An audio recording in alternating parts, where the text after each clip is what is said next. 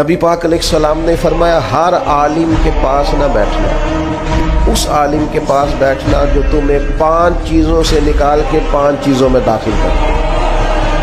یا رسول اللہ صلی اللہ تعالیٰ علیہ وسلم کون کون سی؟ تو حضور نے فرمایا اس عالم کے پاس بیٹھنا جو تمہیں شک سے نکال کے یقین کی طرف لے آئے۔ دوسرا وہ تمہیں ریاکاری سے نکال کے اخلاص کے زمرے میں لے آئے۔ اور تیسرا نبی پاک صلی اللہ تعالیٰ علیہ وسلم نے فرمایا وہ تمہارے دلوں سے دنیا کی خواہش نکال کے اور تمہارے دل میں تمہارے رب جو تمہیں آخرت میں چیزیں دینے والا ہے اس کی محبت تمہارے دلوں میں پیدا کر دے۔ اور چوتھے نمبر پہ نبی پاک علیہ السلام نے فرمایا اس شخص کے اس عالم کے پاس بیٹھو جو تمہیں تکبر سے نکال کے عاجزی کی طرف لے جائے۔